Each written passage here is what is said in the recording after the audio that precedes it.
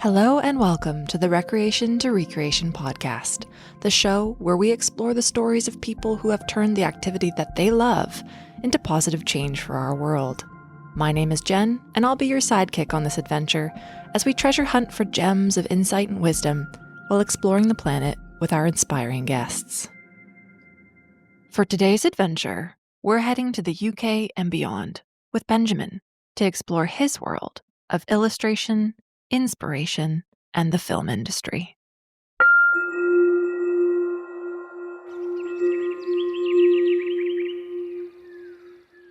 Hey Ben, how's it going? Hey Jen, yeah, I'm good, thank you. How are you? I'm good, thank you. I'm really excited to be here with you today. Well, thank you for having me. I would love if you could just get us situated in your world. Tell us where you are, what Okay, it's like there, so we can just get nice and comfy with you. so I'm in central London, just outside of King's Cross. It's set back from the main road, so it's quite quiet, and I'm sat on the floor on a cushion because I thought I'd get comfortable, and I'm facing outside my big bedroom window, and it's looking into some trees. There's random bits of wildlife. We get squirrels and foxes, and like I've just seen blue tits flying around actually while we were talking. Mhm. So it's quite nice because it feels very much like I'm not in central London. It's been kind of showering today, but we're getting sunny spells, so I thought I'd face out the window. And yeah, it feels nice. I've got a Palo Santo burner to my left and smells good. So yeah, feeling ready to just chat. I think that was one of the best groundings I've had on this show. I feel like you brought all my senses into it. I think I'm now realizing why I'm a Taurus moon because I'm very much in my comforts. I like to nest a lot. And so yeah, I thought, you know what, like this is gonna be really fun. I'm gonna get really comfortable. And I'd rather face this way than the computer screen, like and just see a wall. So yeah, I'm gonna probably be staring off into the distance while I answer your question. That's absolutely fine. You do that as much as you like. It sounds very spring-like where you are, so I'm Yeah, just more gray. great. It's been surprisingly sunny, just with a spell or two yesterday, but it's been very unpredictable. We're in that kind of gray. In the in-between. Exactly.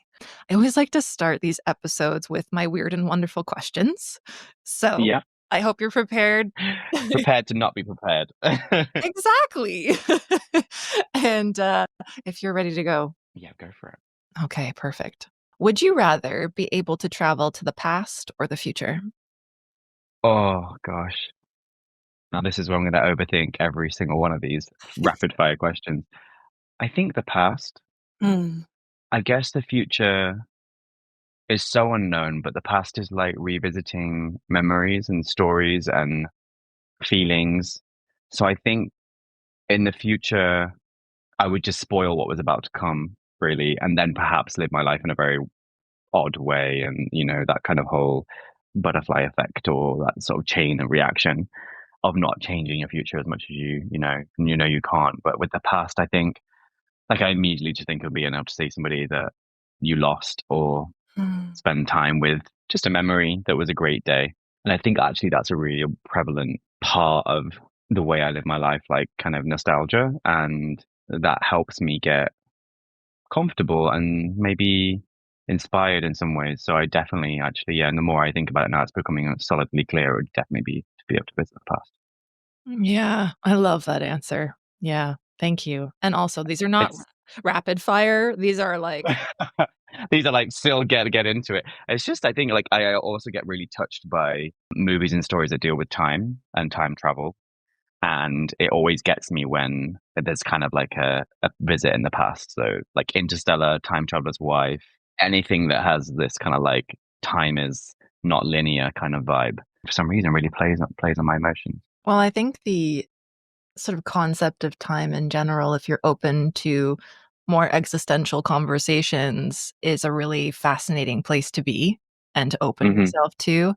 And like you, I really echo your sentiment about reliving a moment in your past with Hmm. somebody that, is no longer Yeah. here in form and Hmm. what a gift that could be. And yeah, embracing the unknown of the future and letting it be.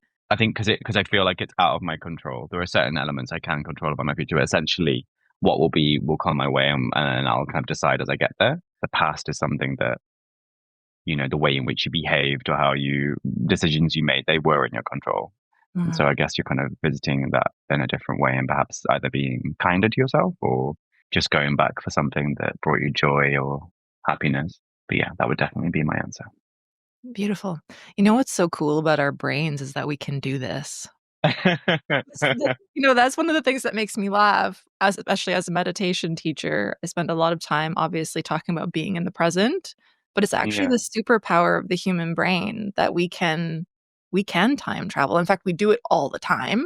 And the coolest part for me is that our body doesn't know the difference between what's actually happening in the moment and Hmm. what we're Hmm. playing in our minds. So anyway, Yeah. this kind of stuff just gets me really excited, really jazzed. That's really funny. Just a little final point to this is that like, and perhaps if I actually did meditation more seriously and honed it, I sometimes have these moments where I'm kind of, my mind's like adrift and maybe I'm just like daydreaming, but I suddenly remember. It's not just remembering the memory. It's not just the visual and the kind of the smell or the sound or anything, but I remember like a time when I was young and free from like adult the the harsh reality of adulting. I'll remember a sunny day at school when I was like 8, or the kind of hazy classroom, or I remember the absolute excitement of Christmas coming around the corner and like finishing school. Mhm. And just for a second, I feel it in my body, that really carefree, really hopeful, optimistic, free of like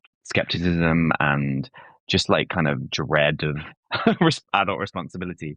And it's crazy because I think, oh my God, it was there. I had it. I had it for a second. And I think to myself, gosh, if I could like harness that and train that I could go there, it's almost like sheer what I would class as joy for me. It's that little feeling of just how I felt then. And at that time came abundant imagination and inspiration and creativity. That's kind of always the thing that feeds into, I need to get comfortable. I need to try and create that feeling I had when I was a kid so that I can just draw freely in my work or in my hobbies. But it's just really funny because I was reminded it at Christmas. I thought that I had that feeling and I had it for a second this Christmas. And I thought, oh, and I try and like, what is it? Is it the visual? Is it the memory? Is it the bauble? Is it the song that was playing? I can't remember, but it's really fleeting, and I can sometimes just grab it for a second. But when I do, it's really quite lovely. Well, thank you for sharing that with me. I would love to write you a meditation that would help you to Yeah, cultivate that feeling of being amazing. carefree. Yeah, that'd be great. I'd love Okay, on to the next. that. What is the best thing and the worst thing you've ever eaten? Sorry, just had a very graphic imagery. Some gory- The best thing and the worst thing I've ever eaten. Just crazy. Like, I think people don't get this about me. I really enjoy food, like, and I love cooking for people. The classic family around a table and feeding your loved ones, whether they're, your actual family or not. And just that, I love the sentiment of food, and I love that people get such pleasure from food. But I also feel sometimes, I remember saying to myself, like in my 20s, if I could just get everything I healthily needed from like a drip, I also would. It's like sometimes I see the point of sitting down to be present and enjoy the food and the meal. And I love like, like for example, Italian culture where it's so food Okay. centric. But also I'm like, oh, I don't have time. Or like it's fine, like I'll just take the drip. Like that's all good. I'm not, unfortunate. I'd love to say that I had like a lot of stories of like childhood, like I guess baking was a big one with my mum, but not a massive like, like grandma's recipe kind of like childhood. Mhm. It'd have to be some sort of like milkshake. Milkshake Hmm. again goes back to nostalgia. It goes back to childhood because that's the only thing I ever really wanted all the time. And then as an adult, kind of developed lactose intolerance. So it's like it can be the best and it can be the most punishing thing for me. So yeah, let's go with an incredibly indulgent milkshake. To me, there's nothing more indulgent than that. It's like ice cream and a drink Mhm. all in one, and it's refreshing. I don't know. Would it be the worst? I don't know. I guess you can get sick of it, and it can make you feel sick. Like a lot of kids get sick on ice cream. But yeah, beyond that, I mean, the only other answer I would give is like incredibly spicy food that tasted great and then took you into a painful place. But I tend to avoid that now anyway because I'm just like, that's not going to be enjoyable. Yeah, so interesting. I love what you said about the Italian culture. My mom's Italian, and so Oh, wow. food has been a big part of our lives. But Yeah. my brother, like you, he's like, if I could get it all in just a drink, whereas I Yeah. love food. I love eating. So it's just funny. We're all wired differently. And And it's crazy. I do love cooking for people, and I think it's an incredibly powerful love language to cook for Mm. somebody. Both like obviously sustaining them and nourishing them, but the labor and time that you got it all just right because you really care that when they taste it, they're going to say this is so good. And I feel get a lot of pride from that because I learned to cook from my dad. My mum was a really incredibly busy nurse growing up, and she was obviously raising us in other ways. But my dad would be in the kitchen and cooking, and he watched him, and then at certain points he'd be like, okay, you can chop the vegetables now, you can prepare the food with me. And I kind of became confident in the kitchen because of my dad and watching him just like prepare everything meticulously because so my dad's from Hong Kong, Mm. so I was raised pretty much with like half British food, half Chinese food. So like all about the preparation, cooks very quickly but takes a long time to prepare everything because you've got to get everything simultaneously in the pan at the same time. So yeah, I definitely have that like connection to food and wanting to, but it's more for cooking for other people than it is for Mm. eating it myself. Yeah, and I think it's hard to motivate yourself to cook for yourself. Yeah, sometimes. When you've Yeah. got, other people that you're cooking for, and as you talked Yeah. about earlier, the gathering and being together and having a Yeah. meal, it's like there's something so beautiful about that as humans. It's Agreed. it's an integral part of nourishing and sustaining ourselves, but also for connection as well. Agreed. Okay, well, actually, that leads perfectly on to my next question. Who do you wish you were closer to? My grandma. So I am now only left with one grandparent, my dad's mum.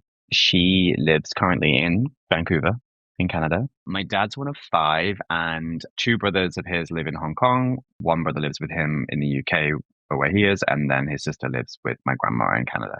My grandma, always being in Hong Kong and then in Canada, it's been so hard to have memories with her. I remember I went to Hong Kong when I was five. I didn't know at the time it was because we thought we were going to lose her Mm. to breast cancer. And then she's still here today and she's in her 80s.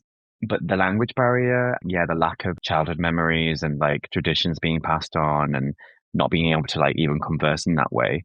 I always think of that. I always see sometimes when people are closer to their grandparents than maybe their own parents, and I always kind of feel a little pang of jealousy for that kind of connection because it's like they can be different. They can be a little bit more playful with you because you don't have that direct dynamic of the child and parent. It's like they are the parent's parent, and it's a bit more playful and a little bit more on that mentor slash best friend. I wasn't particularly close with my mum's parents, and there was a massive age gap with them. So my granddad died when I was five. My grandma passed away when I was sort of about 15, 16. And my dad's dad and my dad's mum were divorced before I remember. So we didn't really have a big connection to him either. So I didn't feel, yeah, particularly close to any of my grandparents, but I just wish that I could, yeah, be closer to her. Hmm. Think also like it would make me feel closer to that part of my culture and heritage as well. But yeah, I find that quite tricky. Mhm. And what you shared there about sometimes people being closer to their grandparents than their parents, there's this assumption that certain relationships are gonna be stronger than others, and everybody's journey is so Yeah, individual. it's interesting how certain dynamics just play out with certain families, and then others are like nothing alike. I just feel yeah, like a kind of a slight disconnect with the grandparent generation in our family. Mhm. Obviously some of it's just circumstantial because of geographically where we were raised and where we were. But I do wish if I could, yeah, if I could change that, I wish I was closer to her. Mm. Thank you for sharing. No problem. Alright, for something completely different. Okay. How do you think your friends would describe you? Oh, I've heard friends describe me to me, and it's funny because they always lead with like stylish, which is like which is kind of the crazy thing because I never would regard myself as being the most stylish person in the room or even cool. But I would hope they would say kind, thoughtful. I'm always willing to talk and to listen, and perhaps that plays a big part in my lasting friendships. I feel very uncomfortable answering those kinds of questions because it's like it's such a outside of your own body, looking at yourself and how other people would describe you. But I can remember fragments of what people have said, and it tends to be whimsical and fun, like stylish, creative. Yeah, I would hope for Mhm. empathetic and kind, basically being there for them and their emotions and their kind of needs as well. I would hope for that. Well, I think that your answer is actually really interesting in that, there's one level to this question, which is reflecting on what people have said Mhm. and then the whole other piece is reflection on how do I want to be seen and felt and remembered. I'm not surprised, but I'm glad that you went there because I think that the more we can live in alignment with the way that we wish people would see us, we can hold Mhm. ourselves accountable and say, "Oh, yes, of course, it's always nice for someone to say you're stylish and cool and all of those things." But it's like, sometimes it's good to delve a little bit deeper. How do I want people to feel when they're around me? How do I want them Yeah. to remember me when I've left a room? And one of the words that you used there, which has been a big part of the approach of this podcast, is about listening and basically being there, creating a safe space for people to be exactly who they are in that moment and knowing that there's nothing to be fixed or solved, but whatever you're going through or whatever you're experiencing is exactly what it needs to be right now. And I think that's the greatest gift that we could ever give anybody. Yeah. Agreed. At some point during my adult years, I kind of realized the difference between listening and hearing somebody, or listening to somebody and just hearing what they said. Mhm. And that suddenly became very important to me to make sure that anytime anyone was kind of sharing something with me, that I'd be able to kind of read whether they needed me to just hear them and take it in, or whether they needed me to kind of like delve deeper with them and actually hear what they said and perhaps try and feel what they're saying. And that's something that, yeah, I kind of try and make sure I'm really mindful of when someone's opening up and sharing, yeah, a little bit deeper beyond like the surface stuff and how they're feeling.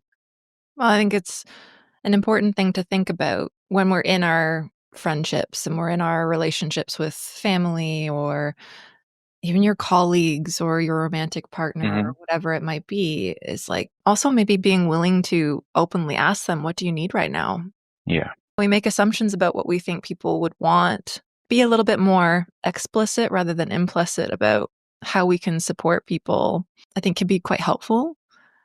Yeah. And I love what you said there about, the difference between hearing and listening. And one really cool tool that I learned when I did my doula training was in order to deeply listen to someone, we always have another track going, right? Which is Yeah. Yeah. our own internal dialogue, what's coming up Hmm. for us as they're talking. Exactly.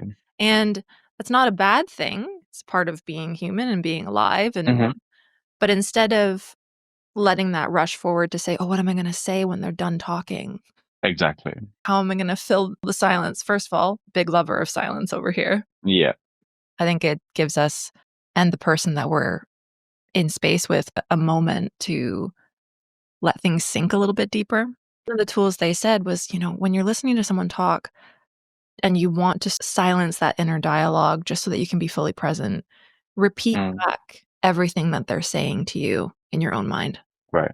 And it's very, very helpful because it's not about pushing away what's happening internally within us because that person is in space with us because they've either chosen to be or we're there Yeah. choosing to support them. But I think it allows us to not let our minds run away with. And sometimes you find yourself like there's a script that's coming out because Mm. it's something you've perhaps said before, but then you actually realize this is an entirely different situation.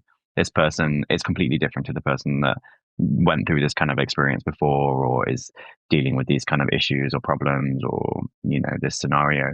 And it kind of like forces you to just, yeah, for want of a better word, actually be present with what they're saying and listen to the words and the kind of the way in which they're trying to explain themselves or even like what they're trying to say but can't say, and you can actually hear that and see it between the things they're choosing to skirt around or the way in which they're phrasing. They're trying to carefully phrase how they say what they're saying. I find that all very fascinating. I think we could talk about this for a very long time. Forever, forever and ever and ever. I think it's quite clear we're both people. Yes. And but in the interests of time, because I think Yeah. this is the longest I've ever spent on my weird and wonderful questions, which I absolutely love because these are the types of conversations that I love having. But I'm going to Great. ask you the last one because then I want to get into your life. Yeah, go for it. Go for it. Imagine if my life was just incredibly boring compared to the the weird and wonderful questions. I That don't would think be anybody listening would ever assume that. They're like, "How have they got so deep so quickly?" But I think that's the sign that you and I, obviously have a similar vibe in terms of how we like to converse. It's a beautiful thing to be in It is conversation indeed with someone in that way. in tandem and in sync. Yeah. So obviously, you have some very explicit talents in terms of your art, and you might, I don't know, I'll watch your body contract as I give you compliments, but however, we're going to get onto that, and I do want to talk about that more. But I would love to Mm. know, do you have any hidden talents that nobody knows about? Oh, I think the self-discerning part of me that wants to kind of like play it down. You see, I can't give a light answer, can I? I've just realized it in myself. I think I can read people very well.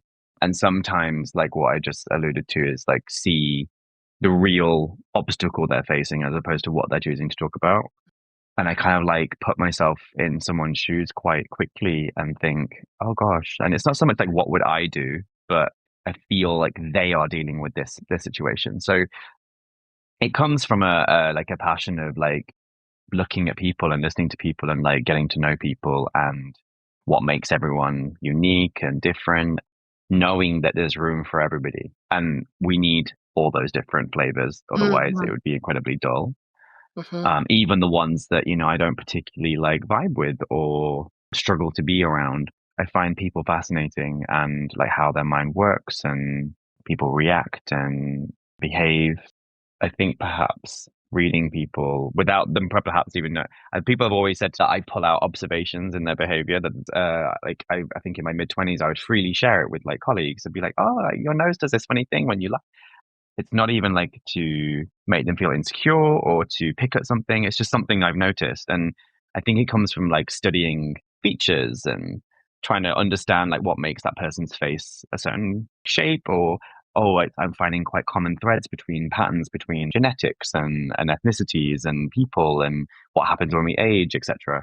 And sometimes I'd highlight a thing that they never noticed about themselves. And then suddenly I'm like, oh gosh, what have I done? I've created a complex or I've created like a point that they think I'm like criticizing and I'm not. I'm just simply sharing what I found. And perhaps it'd be fantastic and very useful in like a setting of like an animation studio where you are like pull all these like kind of behavioral tics and things that make that person them. But yeah, there's the physical attributes and then there's also the kind of character and personality attributes. I just kind of absorb it all, not to profile people, but to kind of like almost think of them and think of things that perhaps they haven't even realized yet themselves. Maybe that's a hidden talent. Maybe it's a very annoying trait of a friend, or it's a curse. Who knows? I can't kind of shut it off. It's just there, Observational superpower. perhaps. Yeah. Or use just for a splitting headache. Oh, that's great. I think that obviously it's of service to you in the career that you've gone into. So I'm interested to delve a little bit more into that. But before we do, we did actually get into your childhood a little bit too with these answers, which is Hmm. always lovely. But I'd like to, if you're willing, to go right Hmm. back and sort of say, how did life begin? What was that like for you? What was childhood like? And was this love for art, and now that I know about your hidden superpower of observation, was this something that has always been a part of who you are? I think so. Yeah. I mean, definitely on the art side, I would say everyone would tell you that knew me as a kid that I would be drawing as soon as I mean, I've written it before in university personal statements that as soon as I could hold a pencil, I was drawing something. Mm. I really remember getting praise very early on for artwork at school, having artwork on the wall because for some reason, like it was favored and it was being put out there. And that was always really nice, I have to say. As a cultural thing, British people are told to be quite humble and push everything down and deflect praise. And so, yeah, for a long time, I'd be like, no, no, no, no, it's okay. It's not that great. But even as a kid, but then at a certain point, I started to listen and thought, okay, well, this many people are saying it. It's got to be coming from some solid space that actually it's pretty decent. So then I started to, yeah, just kind of feed into that. So drawing 100% always. Childhood was pretty rosy. I have two siblings, one eldest sister and one middle brother, and then myself. And there's a bit of a gap between them and me. So sometimes I think childhood could feel lonely. And obviously, at certain points in like teenage years and like young adult, that feels like huge distances. I remember feeling when I think of childhood, it's like a warm, endless summers that felt like when days felt like so, so long and filling it with like things to do. So I was really fortunate that even though I wasn't close in age with my siblings, I had a best friend who lived next door but one on the street to me. And she was the same age as me, a couple of months behind, and had a similar dynamic with her siblings as well. So we basically would be in each other's pockets Mm. constantly through childhood. We were kind of actually, when I think about it, like brother and sister. And it's a massive formative part of my childhood. We were creative. We both loved to draw. She loved to do like stitching and embroidery. And there was video games, there was painting, there was board games, there was stories. We kind of did everything. And I remember kind of like 5 to 12, we would basically spend our entire time at her house. So her house always smelt very like books and like cooking, and it was very warm. It was always sometimes overly warm, but it was Mm. so cozy. And then kind of getting into teenage years, it'd be like more like video games and like just watching movies, and that would be done at my house. So it was very clean and it was very like fresh, and there was always some noise happening because my house was a lot noisier than hers. The family were a lot more vocal. Crafting, creating, playing mostly was such a massive part of childhood for me. Absorbing stories and looking at characters and drawing. But sometimes we would just sit in silence drawing with each other, Mm. and kind of check in. I remember drawing a lot with the TV on or with an audiobook. And it's so funny how now I kind of go back to that as an adult to try and get into a zone where I feel like I can switch everything off, but I'm still receiving sounds and visuals, but not so much that it distracts me. Tap into that childhood mode to create now. Hmm. Did she also go into a creative career? She didn't know. It's funny because I have perhaps a creative career, but outside of my work, I don't spend a lot of time creating. Hmm. However, she does. I just kind of remember thinking, like, God, you're going to be such a crafty mum. It's going to be so good to be a kid with you. She definitely does that more in her recreational like time. But yeah, we did go down like different paths. And I find that really fascinating because when I started this podcast, it was to represent both. What are seen as recreational activities can be turned from passions into profession. But there's also this personal piece to our passions that's so important. And that I think if we think about being millennial, like there's kind of this joke going around that millennials are all turning their passions into their professions and yeah, we're trying to make money from it. monetizing. How Monetizing. can I monetize? Yeah. How can I monetize this thing that I love? And I mean, it's hilarious because I've literally spent my entire life doing that. So when I decided to have these conversations, I really wanted to look at all sides of this. And I think it's really fascinating to just hear the trajectories of the two of you both being together when you were younger. And yeah. what a special thing to be able to have this person who was in that creative space with you and you were able to Hmm. do all of these things together. Yeah. And then to see how that's continued in your life and it may look Yeah. different, but the dedication and understanding that being a creator and being creative is not only represented in a profession, but it is represented Yeah. in the way that we choose to spend our lives outside of that as well. I grew up with an artist brother. He was the creative one. And it took Yeah. a really long time in my life to realize that I was also creative, but creative in different ways.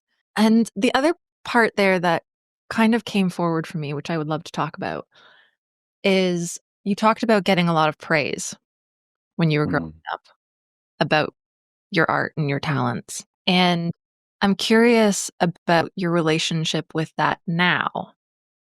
Hmm. It's so funny because I still, if you were to like tell me, I guess as like a 14-year-old kid, at some point, like when you hit 30, you're going to be working in the film industry and you're going to be drawing and you're going to be creating costumes and, working on designs with the designers for like massive celebrities for like big films. Like that 14-year-old would just be like giddy with excitement at that prospect. And I still find myself kind of pushing it down Mhm. when people ask me what do I do, like someone's birthday or a wedding, and then people inevitably comes around. So what is it you do? And I always try to like rush it out just because I always feel a bit awkward saying it because I guess part of it is that I am immensely proud of what I get to do and the kind of scope of what it is that I have done in the short space of time that I've done what I do. I do sometimes just summarize it for people to say, listen, I get to draw and get paid for it. And that's kind of really like really like I struck gold with that. I understand that it's a luxury that a lot of people don't get, where they get to say like they get to do what they love and make a living from it, and it's not just a living that's survivable. Like it's the film industry is very unpredictable and has been for the tumultuous like 7.5 years that I've been in it, but it's a profitable industry, and it's the kind of one of those few pockets where, as an illustrator, I never grew up thinking I'm going to be an illustrator and that's going to earn me money. Like I just Mhm. thought, like I'm going to be an illustrator and I'll just have the life that I have and create some nice art. But it is one of those few places where you get paid generously for the skill set that you have and what you bring to the creative project. So maybe I'm trying to be quiet with that so the universe doesn't like send more hurdles and obstacles my way. And I'm just kind of like, oh, hey, I just do some drawing. Just it's all lovely. Yes, thank you.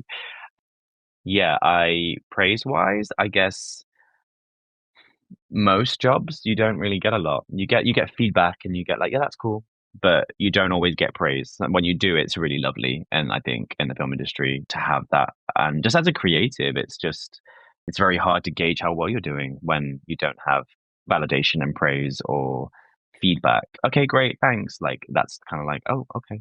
Very unceremonious to like the thing that you've been pouring like your creative soul into and like trying to make sure it's perfect and refined, and then you kind of get like a cheers, thumbs up. It can be a little bit like, oh, okay. I guess that's why you have to recognize at a certain point that that's where it has to come from. And when you get it, you're going to, take it, you're going to hold onto it tightly and listen to it and use it to fuel when that creative fire and confidence is not burning so brightly, Hmm. and use it in those moments so that you can reassure yourself that you are doing the right thing, and your skills are valued and you do bring something to the pot that no other person can. But yeah, it's still a tricky one. I think I've always had this complex about not wanting to come across arrogant. And I think that comes from the way I was raised, quite like to always kind of put other people first. It's definitely a facet of Chinese culture, like putting other people before you. I don't know. And that's a very, very interesting point to think about how that's changed and if it has ever changed. I do remember like quite clearly part of my childhood where I said to myself, stop telling people that the work's bad when you are Mm. actually quite happy with it. Just say thank you, And when people would say, "Oh, I can't draw," I would just always be like, "Oh no, it's practice." And to be honest, I still stand by that. It is for whatever reason that person's not pushing into that skill set and developing it. But yeah, I learned to just start to say thank you and just sit with that and take it and not push it away. I hope I do that now, but it's very hard to be so objective of how you behave. Hmm. I have so many questions, which is, well, yeah, I just Fire away, go for it. two things that came up for me there that are top of the pile. I'm gonna save what came up first and go with what you just said in terms of talking about other people comparing themselves. Benjamin can draw like this and I can't. Yeah. I'm curious about whether you think that every person is creative. So that's really funny because this is one of those scripts that I was telling you about. Your brain just kind of runs with these thoughts you've had before. I always find it really strange being called creative, and I don't know why. It's funny. I described some friends. There's another one I'm really close with, and she's incredibly, for want of a better phrase, creative, and like goes in line with crafting and creating something out of nothing. And I guess that's what an artwork could be classed as. But I always almost relate creativity to something that's a bit more 3D, a bit more tangible. And she's incredible. She's an amazing illustrator. We basically met as makeup artists, and so she understands color. She understands like art, but she creates. She creates things out of nothing for her children, like costumes, and just as much as my childhood friend as well. And I always see that kind of as being more creative to me. I understand that even in an industry that's not art or creating visual art, you can have creative solutions to problems that are just innovative and going around that obvious state of creating something that's pretty or something to look at. I always find it really tricky to think of myself as a creative person. I Mm. guess other people, that's another thing people do say, oh, you're so creative. And I think, am I? I just drew, I just painted, I just made a picture appear through skills that I developed over years and observation and just putting it together and it came out. But to me, that doesn't feel always necessarily creative, but I understand why people do refer to it that way. So to answer your question, actually, I do feel that everybody has the ability to be creative or create, whether it's art or something else. And I just think it's about what you choose to let in, what you choose to listen to or absorb, and what really piques your curiosity and want to try and get better at that, or think, hey, could I do that too? I'll give it a shot. There's many things that I guess I don't do that with. And I feel like in the reverse, there's just sometimes people are held back from letting themselves be creative. Mm. And I like what you were talking about there in terms of a bit of a wider definition of what it means to be creative. I guess what's the opposite to creative? That's the way that my brain would think. Is if creative is one end of the spectrum, where do we sit? What's the other thing? Like what's not creative at all, and what would be the opposite of that? And equally, I think I would still see myself in what that is. Is it pragmatic, academic? Is it mathematical? My brain still works in that way. I would definitely see myself as a 50-50. So when they talk about like right and left sides of brains and people will laugh, but even down to like horoscopes, I never quite understood. I was like, God, I am creative as a Pisces should be, but I don't feel like I'm away with the fairies. And I don't feel like I would be not somebody you could count on to come up with like a logical solution to something. I Mm. feel like I kind of balance both. And I feel like that's a massive recurring theme in my life is fusions of culture, obviously, being half Chinese and half English, wanting to mix things together and see if it creates something new, or feeling like too out of balance if I'm focusing only on one kind of option. How can I balance this by having, bit of sun, bit of moon, Mm. bit of softness, bit of edge? The beauty lies in the kind of combination of these two opposing forces. Mhm. Yeah, I love that sentiment, and I think that for a lot of things, we tend to be a little bit one or the other, and Hmm. instead we need to be both and in our understanding of ourselves, of others, of the world around us, less absolute about everything and a little bit more Yeah, open. 100%. I would say the one kind of, I guess, trait I kind of struggle with is when people view things very black and white. I don't know whether the alternative to that is gray or whether it's color, but I am definitely not of that mindset. Heroes and villains. It's like I think we in this day and age we are pushed to these extremes of polarizing opposites, and you're either in one camp or you're in the other. But the truth is that there's so much life in between, and that's really, I think, where the human being sits. Because we're not innately good, we're not innately evil, we're not always super altruistic. We're kind of like, we're just that messy, confusing combination of everything with capacity to be everything. And that's a more true reflection of what makes us human. But it's understandable that the world and the stories we've told and what we've witnessed and absorbed, like growing up, and we would form these very kind of opposing points of view, and it's about one or the other. Mhm. I completely agree. I think that we are societally conditioned in many ways to look at it in that way, and the Yeah. real question is, can we give ourselves permission to see ourselves in this whole messy way? Can we Mm, learn to be comfortable in the discomfort of admitting that we are all of these things? We are the entire spectrum. absolutely. As you said, whether it's gray or you decide you're gonna be the whole rainbow. Yeah. Yeah.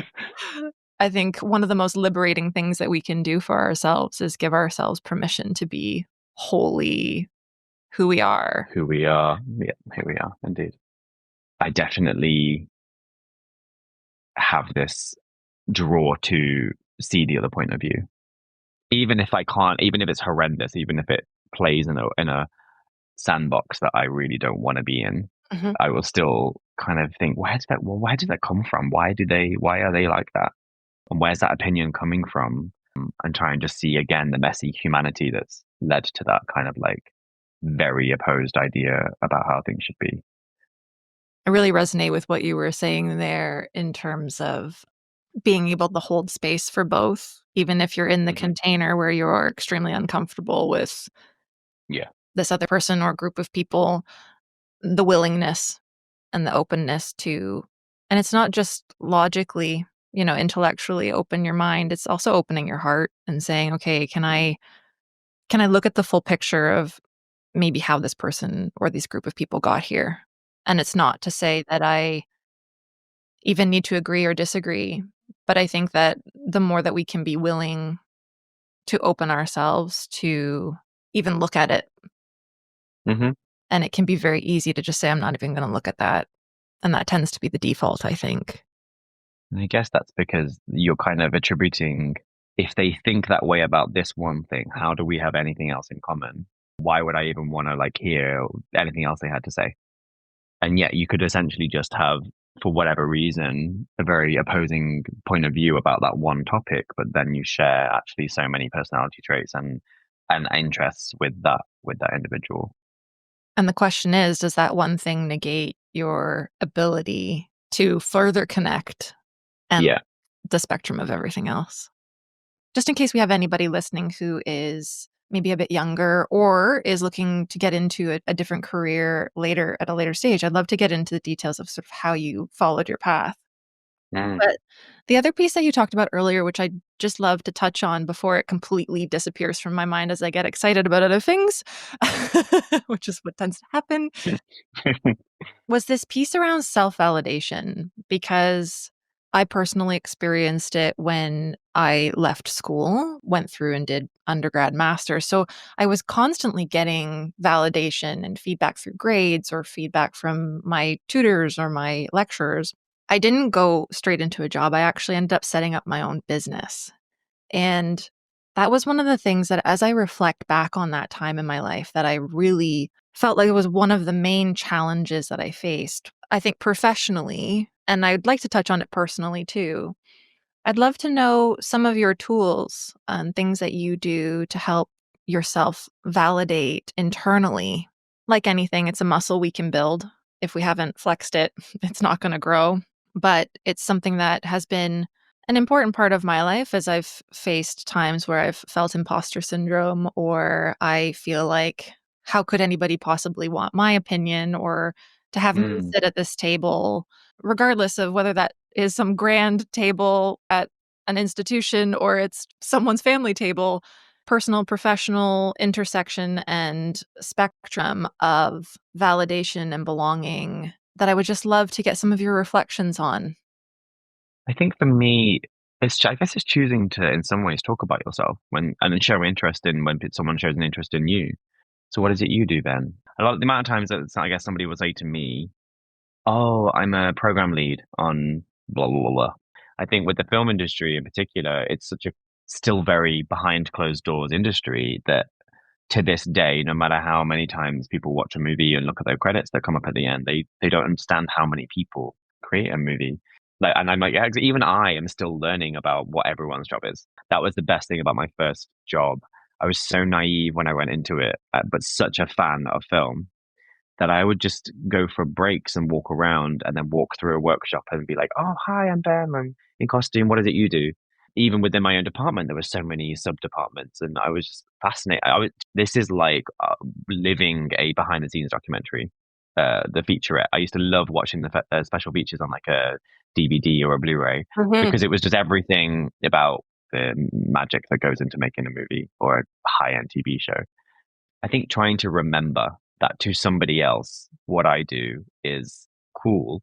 Having to try and be really present in remembering that and how I got to where I got to is perhaps like the best way I can self validate. The very first break I had, it was short lived. The film collapsed after about 6 weeks, 7 weeks, because the director quit and we lost the script and then we lost actors scheduling. So essentially, I had a taster of it and then lost it. I remember my mum being so concerned for me, and she was like really like, "Oh my gosh," distraught for me because she knew that it was essentially a dream job. And I just remember thinking, "It's okay. I mean, it's happened now. It will happen. I'll make it happen again. I don't know how I'm going to do that or how long it's going to take, but at least I know that this job exists." And that for me, finding out that what I could do was a real job was perhaps the most exciting thing about the whole thing. Yeah, to have that experience and go in like really green, like it was a year later that I got my first break again. It was the best way to enter it because I was just so willing to absorb, but also didn't have the whole understanding of the hierarchy. So I didn't feel afraid to ask. And I remember being there thinking at times, they don't know I've never done this before. They have no idea this is my first time. And all I have is an iPad right now. I'm using that and people saying, "Oh, is that all you have? Is that what you use?" And I go, "Yeah, yeah, yeah, yeah, yeah." It's just, I like to strip it back. So I'm just using my iPad. I remember they found a huge drafts table that somebody in like art department would use to draft schematics for buildings. And I had my tiny little iPad stuck to it because I wanted it like elevated. And I remember thinking, gosh, even these people are getting me this table that I need because I just said it'd be great to have something elevated, and they found it. And on that job, after a first couple of paychecks, I managed to buy myself an iMac because I realized I needed some heftier tech. Just kind of fobbed it off. Oh yeah, I just upgraded my computer. I had it delivered here. I remember thinking, as much as I'm terrified and as much as I'm feeling like, oh, maybe I'm in over my head, I said to myself, the path you've had, and I had a brief period before film and makeup, I was like, it's really taught you skills that perhaps other people here don't have. So Mhm. they may have more experience doing this job and drawing and digital art and working in this environment with these kind of roles. But I remember thinking they don't maybe have my experience with people and communicating, checking that what they've told me I understood correctly. And so we're on the right path together and just approaching people from out of the blue who may be quite important actors walking by and having to have a conversation. It's like, that all came from having to be like this close in a makeup chair with somebody and getting very intimate with them and trying to make them feel at ease and comfortable to tell me what it is they wanted Mhm. and interpreting it correctly. So another part of, yeah, trying to quell that imposter syndrome is that everything along the way that got me to where I'm here is a part of what makes my skill set special and different and unique to the next person. And I always say to myself and other people, there's room for everybody. Some people came from a different background with a different path and more studied, perhaps, or they have a different range of skills to bring to the table that I don't have. And so therefore there's room for everyone because the creative DNA that has produced that person and along the way is what is so special about them. And you're very unlikely to find two people that have done the exact same walk of life with the exact same influences and experiences and teachers and hobbies. I think remembering that you are unique in the way that you have been created and the way that which, you've kind of gone through life is another way to validate how you got there and that you deserve to be there. Hmm. There was so much in there, Ben. That's because I didn't stop talking. I was like, Ben, come up for air, come up for air. No, well, I mean, do please breathe. But I think one of the things that came up in there for me, well, there was two. One is that we're kind of operating from the space of our own self-doubt, not realizing that other people are doing the same thing. We can walk into a room and make the assumption that everybody there is feeling completely secure and comfortable in who they are and what they're doing. And we forget that, once again, echoing our earlier conversation about the fact that we are just messy humans and we're all navigating this inner landscape every day in different circumstances and with different people, that we sometimes forget to just give ourselves and others a bit of grace for the complexity of being human and what that looks like.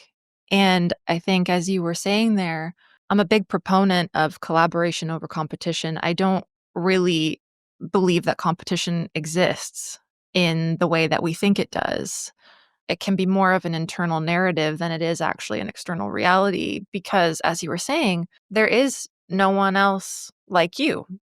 Mhm. And I think what you were saying there about that being one of your tools for self validation hopefully will resonate for a lot of people listening, because I know it did for me, in that when we actually look at the fact that there could be 100 illustrators that apply for Mhm. the same job.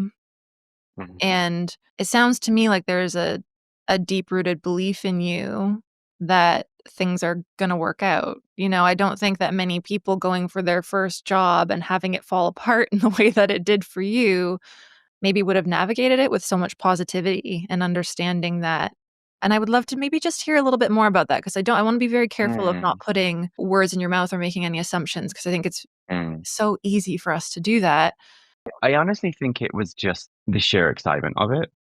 I think because in contrast, the not knowing what to do and what I was going to do was more scary than the fact that it had gone. Discovering this world and then realizing that someone was crazy enough to give me the opportunity, I felt that like, wow, something's gone right here. I've made some right impression. That all I remember telling myself was, it's okay. As soon as you get another opportunity, all you've got to do is make the most of it. And all you've got to do is make an impression. And I think that's probably also what fueled me to go around and speak to people, because I realized that this isn't just a creative industry, it's a social industry. People can be on these jobs for more than a year, up to 16 to 18 months if they're in a particular role. And they just want to work with people that they get on with and they can collaborate with and they can sort of stand to see every day. Not only like for your skill set, they also need to just vibe with you and enjoy your company in some ways. And so always said to myself, just make a great impression. Just take the opportunity and do the best you can. And that was, I guess, what was on the forefront of my mind more than, oh, this hasn't happened. I also probably didn't have enough time in it to really start to kind of like build up a massive security blanket within that one job. To me, that was a bit of a wake up, shake up kind of like moment. Don't lose sight of this. And I remember like coming back from the interview where they basically just said, when can you start? There was like some advert on the train about, I guess, changing your career, and I was like, oh my gosh, like this is it. Suddenly felt like things had clicked into place a little bit. And I think that's perhaps just about being in sync with what it is you love and what's going to bring you some contentment or satisfaction or validation. Because I loved doing makeup. I just didn't quite get that same feeling after doing a beautiful makeup, and then within a few hours it's just like wiped off and I'm like, oh, it's gone. Whereas when I would draw, it was like, well, that's mine. I did that. And it lasts in this slightly more permanent way. And as much as obviously it can be a collaborative effort, or like I'm a piece of a bigger project, like I don't mind, but it's like I know that that piece came from me and that felt good. And I guess for some reason it just kind of like gave me a bit more satisfaction when I would produce Hmm. Once again, I find my mind is like, that. 'cause for people who are listening that want to know how you got into doing what you do, and maybe Yeah. explaining a little bit more about what you do. Because Sure. we've alluded to it, and obviously they can read in the show notes, and that's not always necessarily what these episodes are about. It's really about delving into Yeah. someone's life story and how, Hmm. like you were talking about earlier, that creative DNA is not just what we're born with, but how we are shaped throughout our lives and how we choose to shape ourselves. So, Yeah. just for those really passionate about drawing or whatever their creative outlet Mm. might be, and they Yeah. would like to know more about how you ended up doing what you're doing, would you just Yeah. allow us along that pathway with you, Mm. and so we can walk alongside? I'll try and not go too far back. That's the sort of pragmatic, systematic part of my brain is like, tell it from the beginning and don't miss out any information. I was on the art foundation course and I was already kind of feeling a bit antsy that I was a year behind all my peers because they'd gone off already to uni. And I was trying lots of new things that I had never tried before. Art and design isn't standard and isn't uniform across the country, let alone across the globe. We were kind of put into groups, and I found myself in a fourth group. So it wasn't the design group, it wasn't the 3D applied arts, and it wasn't the fine art group. It was the fashion group. So it was the group that basically the only common thread we had was an interest in fashion. So we had fashion design, fashion marketing, fashion photography, fashion illustration, and we just all ended up in the same space together. And I just realized like I found some parts of illustration a bit of a struggle and I didn't draw like other illustrators. So there were people there that would like sketch out these like quick things, produce like 50 within like a day. And I'd be like, oh my gosh, I'm still doing this one or two ideas and maybe holding it in a very perfectionist kind of way. Obviously, as it goes, you're applying for your courses ahead of actually finishing that. So you haven't even played completely before you're already applying. And I did applied for fashion illustration at London College of Fashion, and that's how I ended up in London. And just before the course ended, my tutor sort of said to me something that stuck in my head. She said, seen me helping people style their shoots for their fashion garments they've made. I've seen you do it and it seems to come so naturally to you. What if that is like something you pursue as a career and illustration is more of a hobby? And in some ways, it was beautifully validating because it was so nice to think, oh, okay, you're seeing something in that I never really thought of. But in that same moment, actually kind of made me feel like, well, maybe I'm just not an illustrator then Mm. because I don't illustrate in the way that other people do. And it made me then lose confidence in that. So I went to university. I had a very flat year, not learning anything. It was all very self led. There was no campus life. There was no university experience. It was very much like a young person thrown into London. As much as I loved it, it was very, very daunting and I got quite lonely and I just wasn't really feeling anything. So after a year, I quit. That was like very scary. Basically, before I'd left for uni, the local Mac store had said to me, oh, you should consider this as a job. And I was like, really? Because I'd just gone in to get some stuff. And so I basically went back there and I said, can I apply for a job? I needed a job to start earning some money, part time, full time. Like I thought this is gonna be quite fun. It's still creative. It's still kind of like painting, I guess. Yeah, I kind of poured my heart and soul into that. I didn't know what a concealer was. I didn't know how to match a foundation, but it felt like a very fun place to be.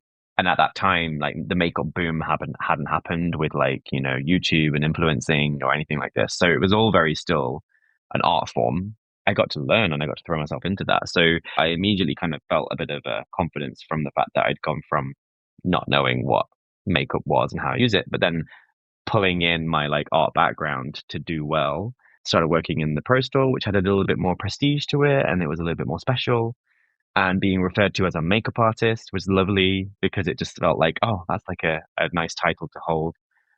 Worked with some amazing friends who are still friends for life now, but just didn't quite bite the makeup path. Like I'd never really bit into freelance jobs. I would do bits and pieces. I tried everything, but it just never was something that I felt like I knew how to logically move forward with. And it felt very fraught with competition. I felt like suddenly there's like I'm in a big city, but there's lots of makeup artists. And so how it happened was I had quit that job because I suddenly found myself just essentially in a retail environment and the business kind of part felt very loud and I knew that I wasn't really being as creative as I could. And I didn't want to work in retail anymore. So I started working in TV. I just had a runner's job. And that was mostly through convenience because my partner at the time knew a line producer and I was working on reality TV. It was not creative. It wasn't fun. I was making coffee and filling out paperwork and very boring things. But I did a season of a TV show. I won't name what it was. It's embarrassing. All of a sudden I had an email out of the blue before I started the second season they'd asked me to do. And I was thinking, I can't do another season of this.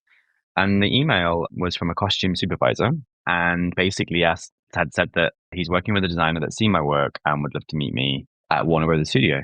And that was 2016. And I remember thinking, oh gosh, here's another spam email. And I did a quick check on the guy's name and suddenly found it in IMDb, and then realized that this wasn't a joke and it was the real thing. And I called in sick the next day. I went to this interview. I took like a sketch pad and like some pens because I had no idea what they wanted from me. Did not know what the project was. And basically, it turned out to be a superhero film for DC. It was the second time they were trying to make the Flash film with Ezra Miller, and he was caught in like the Fantastic Beast machine. So, like, if they kind of lost the availability, they would lose him for Fantastic Beasts, etc., etc. So, yeah, I basically went with my toolbox of pens and paper. I did what they asked me to do some drawing, and then within the day, they were talking about a daily rate. They were talking about when could I start. And I remember I had to go into the bathroom and call my sister and just like screamed on the phone because I didn't even know what film it was until I just sort of very casually tried to play very cool and say, ah, what film is this? And then they were like, oh, it's the DC movie for the Flash. And I was like, not only is it a film, it's a big film and it's a superhero film. I Hmm. don't know how this has happened. I think about 2 or 3 weeks went by before I plucked up the courage to ask the costume designer, "How did I get this job? How did you find out about me?" And he was like, "Oh, Daniel." And I was thinking, Daniel who? And he's like, Daniel Lomas. I was like, oh my gosh. I thought, how have I been recommended that by this person? And it just is somebody that I'd met when I first moved to London, who was a bit similar age from a similar part of the country. And he was working at Tom Ford and he'd met this costume designer at an event in LA. And the designer told him that he would need somebody to do some research, creative research. Would he be interested in doing it on the side?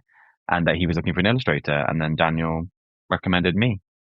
And that was probably from me just putting out bits and pieces out into Instagram, not knowing if it was doing anything. I didn't have any other way to put work out there. So Daniel thought, oh, I know somebody that illustrates and loves doing superheroes. And that's how that recommendation happened. It really caught me off guard. And I remember the first thing I said, what I need to do is take Daniel out for dinner and say thank you because he doesn't understand the door he's opened. Hmm. And I remember he was always so humble and so nice and so like, oh no, of course, yeah, no problem. But I don't think people are quite aware of the one small, I don't know what you call it an act of kindness per se, but just like a connection that they can use from whatever position they've got or opportunity they've got. I hadn't spoken to him for years. So it was so like when he said Daniel, I thought, Daniel who? Like I don't know who you're talking about. It was just so lovely. And that's where I got my first break in film. So as I learned, it was to be a costume illustrator, to work with a designer to help illustrate the costumes that were going to be the superheroes in this film. And then, yeah, the director quit the film, and that was the second time they tried to make it. So then they ended up losing the availability, and the film collapsed 6 or 7 weeks in. And I remember kind of thinking, this is awful. But then when I realized it was happening to everybody in the film, from accounts to visual effects to and us in costume and art department, everybody had lost their job, and that's how it works because everyone is freelance. I suddenly felt like, okay, it's not just me, it's everybody. And this is something that happens. And everyone was telling me it doesn't happen often, but it can happen. I happened to have met another artist for the last 2 or 3 weeks, and she had a bit more experience than me, maybe a year or two ahead of me doing this job. We stayed in touch, we stayed friends. And then they sort of toward the end of 2017 and beginning of 18, she was on Maleficent 2. And that was basically where she said, they're looking for artists and there's no one available. I think this is a good time to try and put your portfolio forward or put your name forward. Another kind of opportunity presented and handed in that way to me to do that. But again, I think it's part of making those connections even in that short space of time and keeping them. I admired her and like what she'd managed to do in the 1 or 2 years before I met her. That was the proper first opportunity, and that was a 6 month job. And it was very much like baptism of fire, but I loved every minute of it. It was perhaps like one of the fondest memories because it just suddenly was so exciting. It was just like being able to play every day and explore and create. And it was such a creative film because you have this fairy tale aspect, fantasy aspect, medieval. There's a lot of rich costume to play with and a lot of players to play with. Yeah, first time I met a few A-list celebrities. Also, a film that has one of my favorite actresses of all time. Michelle Pfeiffer was in that film, and I was stunned when they finally cast her. So I was told at the beginning, we want you to work on The Evil Queen, and I was like, oh wow, cool. So humble just to work on anything. Mm. And then they hadn't cast her at that point. So I remember when they mentioned, "Hey Ben, do you think you could put Michelle Pfeiffer's face on that door?" I literally catapulted out of my chair, turn my computer screen around, and I have her as Catwoman on my screen as my screensaver, which holding her hands on the window of the department store, and that's my screensaver. It still is now, and I just couldn't believe it. So there were a lot of dreams made on that first job of mine, and a lot of connections made, and it's a really fun memory. It was a February to August job, Mm. and I got to experience like time on set and see them do takes. I got to meet Angelina Jolie and Dakota Fanning and Michelle Pfeiffer. The design team I got to work with was so much fun. It was probably one of the best memories I've had, well, ever, and also in my career path in film. Wow. And then every job I've had since then has been on the back of that. So I just remember saying, make the most of this opportunity. And every job I had after that was with a different member of that kind of connection and that team that I made. So it was one assistant designer, and then Angelina's costumer, and then, kind of other people kind of that I'd met along the way. And I was quite grateful because I was so scared that I would have a very weak network after just the one job, but it grew quickly. And hopefully I thought I'm doing something right, that people are asking me or hearing my name and contacting me. And then it's been a flurry of 7 years since then. It's had its big ups and downs, obviously, with COVID and with the actors and writers strikes, but very unprecedented, very unpredictable things that obviously no one could see coming per se. So it's changed the landscape of film, I think, but it is hopefully in the past, and now I just keep looking forward. Well, thank you so much for bringing us in on that journey. And as you highlighted already, we really have no idea the impact that we have on other people and the opportunities we can open for Mhm. others just in a casual conversation. I mean, Yeah. what a cool story. It also does highlight, too, like you were saying before, about the interest that you have in others. There's this balance of being interesting and interested. And I think Hmm. when we bring that forward with us, no matter what environment we're in, because we never know what's going to lead to the next opportunity or Mm. someone who's going to be a game changer in your life. And whether that's for 10 minutes or it's for 5 years, you have no idea. And so, listening to you tell this whole story, the one word that comes to mind is just openness. Hmm. I would agree with that. I would say I'm open to things that come, and open to see if it's, if it's for me, or if I think I could bring something to that. And I think that's the one thing I tried to, like, I guess, explain to other people if they were looking at potentially doing something that's similar or working in the same industry as me. I would always say there's one thing to be feeling so prepared for something. I've done the drills. I know how to draw. I know how to use that program. I know what I'm doing. But being aware of the opportunity when it actually comes your way is another thing entirely. And being aware that the opportunity that you've been knocking on the door for so long is actually right here in front of you. You just missed it because you were so preoccupied with perhaps other needs or focusing on getting your credentials up to scratch. And actually, it's right there in front of you. You just need to put your hand up. Been on jobs where artists have kind of been behind their computers and they kind of need feedback, but they don't feel comfortable to put their hand up and say, "Hey, could you look at this for me?" I meant explain very green on that first job. So I was very much just like, "Hey, I'm excited. I've got this to show you. Like, do you want to see it now or later, or can I come back?" Or that partly came, I think, from just being made to feel at ease with new people in that previous path in makeup, that I had no problem saying, "I'm trying to help you with what I can do for the job. You kind of need to give me something in order to do that. So whenever you're ready, when you've got a chance, come back, or I'll come to you, or do you want me to print it off, or whatever it is." But just like make yourself heard, because a lot of the time people are just like blinkered and they're just focusing on the one thing they're doing. And I think a lot of people take it personally that they didn't stop. But The way I see it is in people in film are they have 17 pots on the boil and they need one to like blow up so that they can remember, oh God, yeah, I told you to do this and come back to it. They are so focused on so many different things at once and there's so many decisions to make and meetings to go to that you just need to grab them if you need an answer. Mm. And that's a different kind of skill set to just the honed craft that you bring to the table and whatever that is and your experience. It's a different kind of aspect of doing that job, which I think is transferable across many industries. Yeah, and I was just thinking how that job and makeup gave you this transferable skill set. You'd have somebody come into the chair who was, a really unconfident 50-year-old woman who didn't feel like pretty anymore, didn't feel beautiful. Somebody dealing with acne as a teenager who was equally shy and painfully didn't know how to speak without their parents speaking for them. Anyone discovering just themselves, whether that's like through their expression of identity and like their gender, realizing how vulnerable that is a position that they put themselves in. Having somebody else like look at them up close and try and ask, what is it that you don't like? What is it you want to enhance? What do you want to hide? And then realizing, actually, gosh, this is a real human moment here. This person is so petrified. And yet, if I can let them walk out of here feeling better about themselves, that is probably the one thing I really miss about makeup is how you can make someone feel that you have shown them that that was there all along. I love complimenting people. It's not something I do just without thinking. When I have a thought in my head that's positive and feels like a compliment that just pops in because I'm looking at them thinking, God, the eyes like have got such a beautiful shape.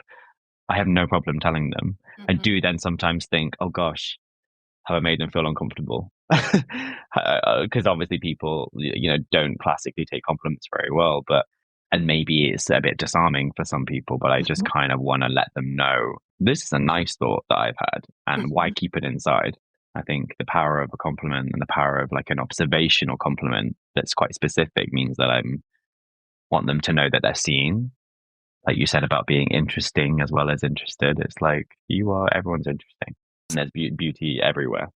Well, and I was just thinking about the parallel between that and you never know what a compliment is gonna do for somebody, the same as Exactly. you never know what a comment too, right? Like, Yeah. bring out your own observational superpowers and your discernment in terms of what you share and when. But I Yeah. think the more that we can reflect back to others that they are interesting and that they Mhm. are beautiful in their own unique way, and that each and every one of us, as you said, there's space for everyone, and that everybody deserves to be seen and heard and Yeah. celebrated in their own way. I would say like that's something I've discovered about myself. When I feel heard, it's almost it brings emotions to the forefront of my mind just because I think being the youngest of the family, I would always feel like I wasn't heard in the same way or my opinion didn't matter as much because, well, Ben's just a kid, and people forgetting, oh, I'm growing just as much as you are. I'm actually now an adult, young adult, and I have my own viewpoints of the world. And maybe that's just a complex you have from childhood that Mhm. it's just always there. But now I'm realizing that being heard and understood and not misunderstood. Like I have a fear of people misunderstanding me, so I always want to make sure that they get the full context of what I'm saying, Mhm. which can sometimes, be waffly or like tangential, just goes completely off. But I'm trying to get them to see as almost like transparently into my brain as much as I can, like without obviously being a telepath. Because I just feel like it's really important to me that they understand where I'm coming from and that it's not misinterpreted or only half the story. I think a lot of the time, it's up to us to challenge assumptions and challenge narratives and the ways that we've been conditioned to see the world and look for the places where we can disrupt some of that more negative thinking about everything. Yeah. How can we actually just continue to surprise people?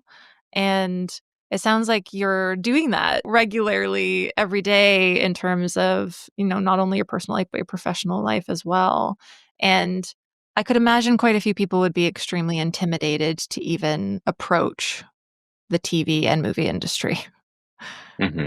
And it could feel so overwhelming and almost otherworldly. There's like a worship here of celebrity and of Yeah. the material world. And like, it's big money, it's big personalities, it's big groups of people coming together to create something and put it out in the world for millions of people to Hmm. take in. And so I could see it if you were even thinking that way to go down that route. It would be quite intimidating to even know to where to begin. And Mm. that's why I really enjoyed your story because it was very natural and organic in the way that it happened for you. Hmm. But if you could tell someone who's on the outside, has never had anything to do with the industry, what would you tell them about the people that are in this industry and what has been most surprising to you? I think what I touched on earlier about just the sheer vast amount of bodies and brains and skills and like hands it takes to make a film, that's definitely a surprising thing. Still surprised to this day. Though I'm sitting there looking at credits and, it's amazing when you see your own name. But how many more departments I think, okay, I know what that is, I know what that is. But then I see a section and think, oh my gosh, there's so many names there. Like, how is it possible that all these different people got, but then they all contributed something, whether it was a small piece, whether it was a few days, a few weeks, if it was 8 months, where everyone's kind of contributing in their own way. I think what people will be surprised is that it's the film industry, it's getting better, it's getting more representational of everybody and more diverse for sure. It's essentially just a microcosm of the world outside. It's kind of crazy when you walk around a film studio, the different pockets of people you'll come across and how they are in like representational of the world outside. You have, not to stereotype, but I have obviously a background in makeup and a background in costume. And they're heavily female dominated environments, a lot of gay men sit in those environments. And then you have a department like construction or plasterers or electricians, and they're essentially like a building site, very heterosexual, very male dominated. Art department might be a mix, but it's mostly a lot of male production designers. And that's a definite more office environment. It literally feels like an architectural firm. They tend to have the cushiest office spaces with the best layout and view because they're perhaps like more contained in that office and that's all they need. Accounts, people who might deem themselves not creative whatsoever. One of my best friends, I helped him switch from being a pastry chef into working in accounts. And he's in the other room working on it remotely, working on a TV show. It really is just a absolute melting pot of different people from different backgrounds. There's always a joke of like, can you tell what department that person's in based on like how they present themselves at work? Are they in overalls? Are they in paint splattered workwear? Are they in a very put together outfit? Are they in all black? Because that might be makeup. Interesting how you can come across so many different types of people in film. Some people are very much, around the fringe of the spotlight. So they are louder characters and they're dealing with talent and cast, and ADs are essentially the voice of the director when the director needs everything done. So they're going to be present people that have a strong kind of character. And then you have people who are just amazing at their little speciality craft that they bring to the film. And they might just be sat behind a sewing machine or in a workshop in a corner, very quiet with headphones on, producing some amazing, beautiful stuff. And no one knows where it really came from because they're just a one small part of this big machine. And they perhaps don't have the confidence to kind of like walk around and say, that was me, I did that. And so there really are just like so many different kinds of people. It could be more balanced, 100%. It could be more balanced with gender and women in charge, bring a different flavor to the way in which perhaps the work structure is and the work ethic and the kind of like even that atmosphere in a team. It could be more diverse with people from walks of life. I think film typically akin to fashion has been a privilege space where perhaps somebody's nephew or somebody's sister knows somebody's other sister who has got an opportunity and therefore can get you a trainee position. That's changing. The job I just finished had two trainees in my department who had come from a scheme called Crew HQ. Anyone can apply to, and they have a bit of like an interview process, and kind of like it's an application in itself. But then when they're successful and they've had like a 2 or 3 week kind of almost deep dive into the world of film and TV, they get placed on trainee positions in jobs that are happening around the studio. And that's, to me, I think, wow, like if I'd known about that when I was 18, that would have been incredible. Hmm. But that's happening now. And Screen Skills and yeah, Crew HQ, they're just two that I know. And I met perhaps at least 15 to 20 of these people that were successful on those courses that were on jobs around me in the past sort of 6 months. So that was pretty amazing. It could be more inclusive through racial diversity, classism, I guess, and where people have come from and their educational background. If there was a way in which people geographically could get a taster, even if they weren't local to that studio space, because obviously all the big studios in the UK are primarily South. And yeah, essentially a bit more of a diverse, inclusive space. A lot of it, obviously, to me, feels a little bit like performative. A lot of businesses are and organizations can be, but it is nice to start to see those small changes and a little bit more progress with that. And hopefully, the film industry can then be an industry that anyone could feel like they could become a part of if they have the right skills or the right experience or just really, really have a strong passion for it. I'd say that's one big thing for me. There are definitely people that work in film that have no interest in the films. Either it was happenstance, or perhaps they just have a really good skill that lends itself well, and they enjoy the opportunity they can make from it. And then there's people in film that love film, and you can tell that they really love putting on that ID badge and going to the studio every day.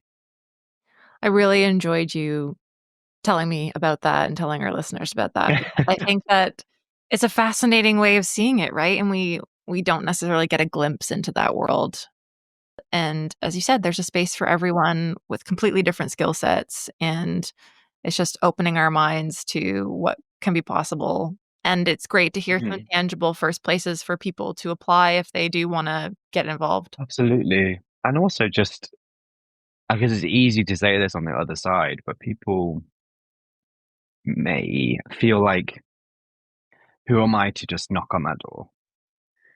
And yet, really, what have you got to lose? It's not that your name is then going to go into this little black book that then it gets passed around and it's going to be barred from ever being a possible opportunity that you could put yourself forward for. The truth is, they wait for word of mouth recommendation. They do still love word of mouth. They still love a recommendation that can't come higher. What do they like? What do they work on? Are they any good? Like, did you like working with them? But also, they're so busy, they don't have time to like Mhm. interview, and it's not like a position that's going to be coming with company benefits and potentially has a probationary period. Like, this is something that like they need someone yesterday, and they need someone straight in. And if you can do it, and if you can show them that you've got the chops to be able to do what they're asking you to do, then the job's yours. And then all you need is that one opportunity, and then you're in someone's directory, and someone's, who was that guy that we had, or who was that the person that we had doing that last time? Oh yeah, give them a call. I'm trying my best to, in whatever way I can, position people that I think are fantastic and have skills that they could offer. And if they want to potentially try, basically just put yourself forward, because the worst you're going to get is no reply, because that person is so busy. Unfortunately, it can work the other way. They're so busy that they didn't even get back to you. And then the best thing that can happen is that you get a call or you get asked to come in and just have a little chat.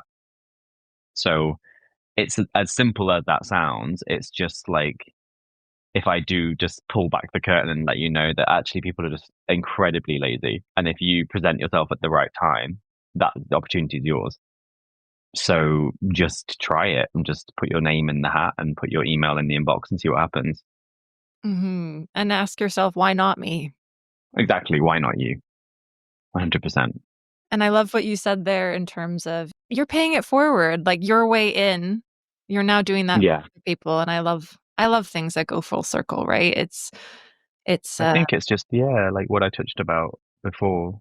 Like now having known how I got my break, and my first foot in the door, and it being such a small, to him, it would have been such a small thing. And yet it's changed the course of my future completely. Whether I stay in film or not, it kind of has had a massive impact. I just think, as and when it's appropriate in the way that I can and in whatever way I can, if that person would like the opportunity, then why not put that forward for them? Because it would mean at some point, hopefully, I get to work with my friends, which would be an absolute dream. That's the scary thing about film is you can have this configuration where you're working with the best people, and then you may never work with them ever again in that same way. one of the things there that just came up from that whole last section of conversation is just small acts of kindness. You never Hmm. know what the ripple effect's going to be. Yeah. And really, what did you give away by doing that? Nothing.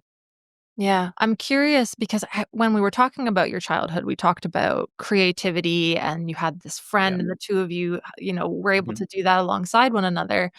I don't think we really talked too much about the role of film through your childhood, but I'm Yeah. curious just about your relationship with film throughout your Yeah. life and how that's either inspired you or motivated you to move in this direction. I know we talked about your story in terms of how you got Hmm. into film, but I'm wondering if this was maybe more of a slow burn than you realized throughout your life.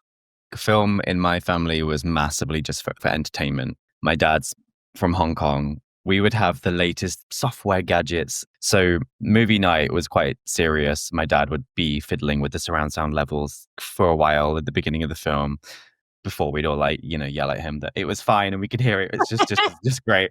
I remember that being perhaps a really special thing to go to, rent the film for the family at the video store, being able to sort of put whatever I wanted on in the day when no one was around and I could sit and either just watch the film or draw. I remember a lot of the time, I think I've seen a film and then realized that I would have watched it as a kid while I was drawing.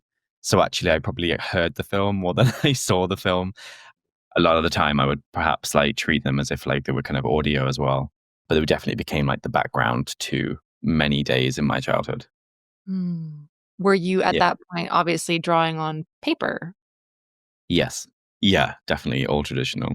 And then, so at what age did that change for you? Because I'm guessing now, and I'd love to hear more about what do you use for your tools? We talked about the fact that you went for that one interview and you just Yeah. brought your iPad and then realized Yeah. that maybe you needed some things that Well, were a little bit more complex than that. So I'd love to hear, and I know there'll probably be illustrators listening and wondering what you yeah. use and what that looks like. So because when I went to university, I did fashion illustration, I wasn't able to have that campus life and I didn't get a lot of technical tuition. And because I quit after the year, I didn't have, classes in digital art. And if I had, I perhaps would be so much more confident with it than I am still now to this day. I know that if I'd perhaps gone to a smaller regional part of the UK and done just like an illustration course or video game design or animation, even like that would have been perhaps giving me a lot more of the kind of technical tools that I had to kind of like learn a lot later down the line. I use an iPad still now. I still think it's one of the most sophisticated tablets for on-screen drawing. And because it has the pencil, which is incredibly natural feeling like a traditional pencil, it does just feel like drawing on paper. There's tips like pencil nibs that make the nib feel more like kind of textured, or you can get a screen on top of the screen that will give you more of a matte paper-like finish, which I use personally. But that's the closest way for me to draw in the way that I know traditionally, with all of the nifty undo and kind of like tools that I can utilize digitally with software on the iPad. So Procreate is built for the iPad, and I think it's one of the most powerful and constantly evolving programs that's out there that they charge you once and that's it. So I think it's amazing if you people invest in any kind of the iPad generations with a pencil. They can use Procreate, and they also now have an animation software called Procreate Dreams, I believe, which I would love to play around in when I have time to sit down and play, because I've always wanted to see my art move or have Hmm. someone move it for me if I was kind of working in animation. So that's definitely a potential path I would like to pursue. So yeah, that's my still my instrument of choice. It will be combined with a Wacom tablet, which it's basically a tablet with a pencil, but you're not drawing on screen. So you're looking at the screen in front of you and working here, which is Oh. the kind of disconnect that I never got comfortable with because I didn't do it from an early age. So I can paint directly in that way. Takes a little more time to warm up because you have to get used to not looking where your hand is. For some people, very natural, and for me, a little bit more challenging. It does like allow you to explore other programs, like Photoshop's a really powerful program, and there's many more programs out there that you can do extra things because you've got the power of a computer as opposed to the iPad. But I'd have to say the iPad Pro especially is like really powerful piece of equipment. I'm really curious. I'm trying to put myself into your workday and say, Mm, for example, you go in because I remember you telling me about your interview and you had to go in and kind of draw something for yeah, them. yeah. And so of a regular sort of job that you've got on these films, is it common that you go into the studio and you're working there with other people, or are you working from home? And like, what's it like when you are sat there with a team and are you asked to basically like draw something out of thin air? Does someone ever just describe like a character to you? Because I would find that quite intimidating. hmm I mean, every job's different for sure. And I would say in the nearly 8 years that I've been in the industry, it's kind of changed a lot. COVID definitely, for a moment, interrupted the way that you worked. And I think suddenly people realized, oh, this job could be done remotely if we were more kind of like nifty with our communication and preparation. Some jobs completely remotely, some jobs in studio, some jobs I have the choice, which is probably the best for me of both worlds. I work within costume primarily.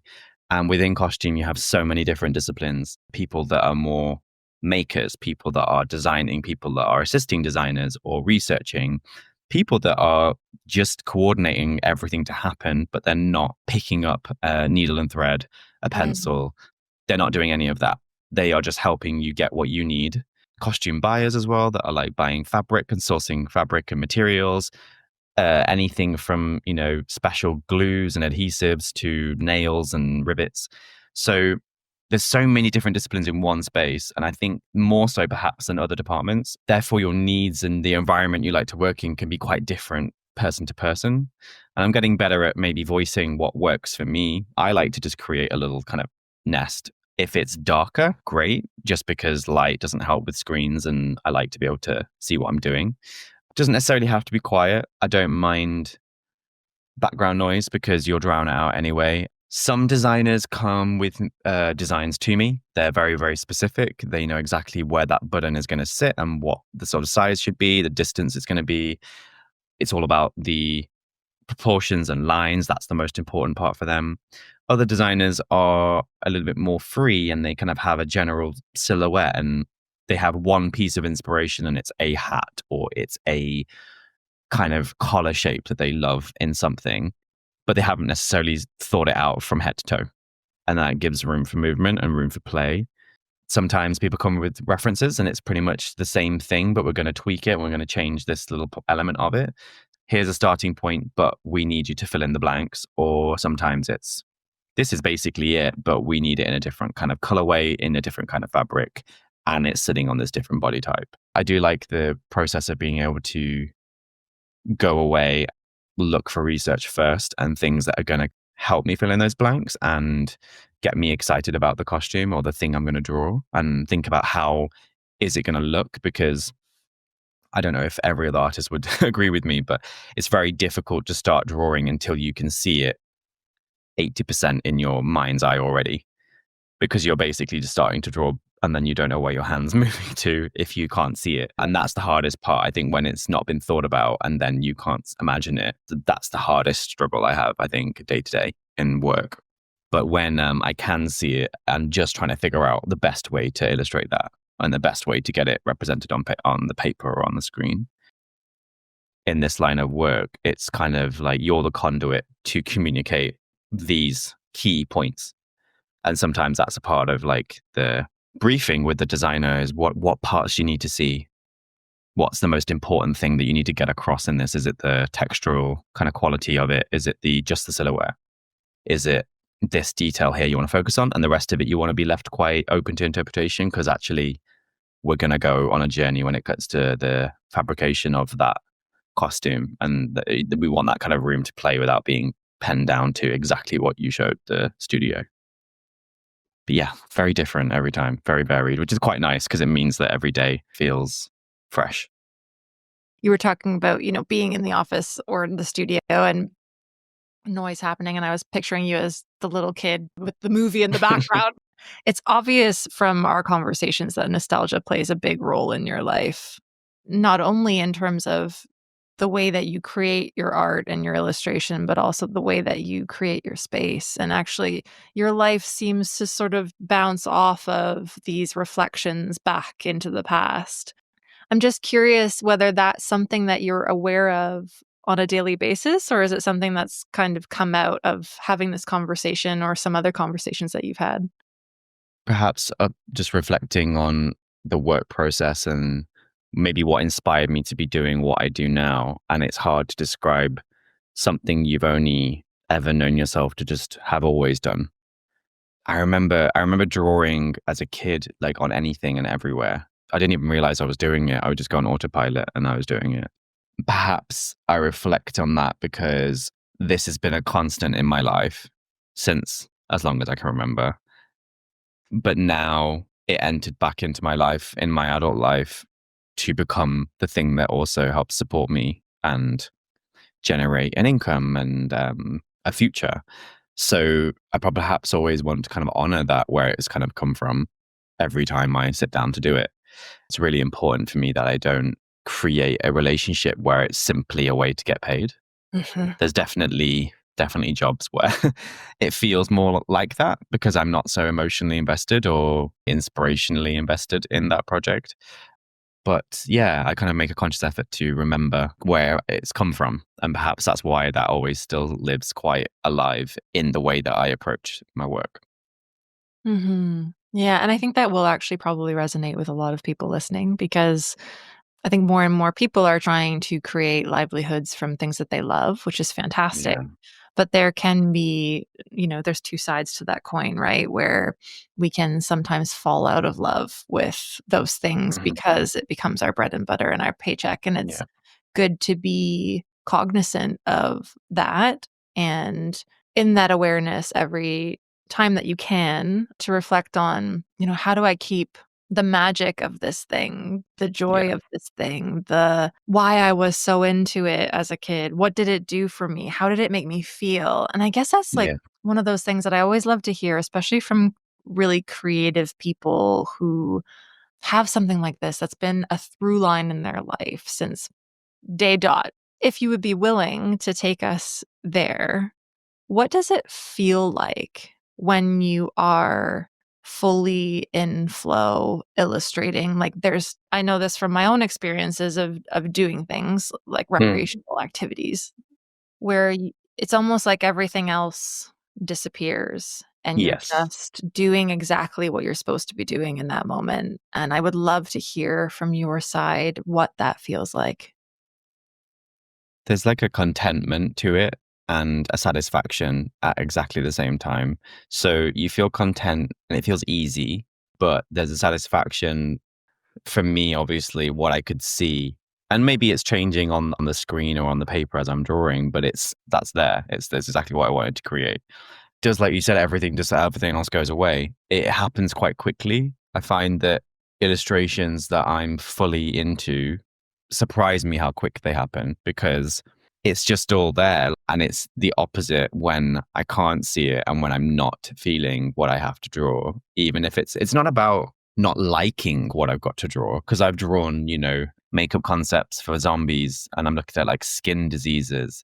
I can still get a set of satisfaction from being able to illustrate that accurately in the way that it needs to be seen. And I think, yeah, that's it. I've got it. It looks like that. Does this look like moldy skin? Does this look like the right kind of brute? Is the color palette there?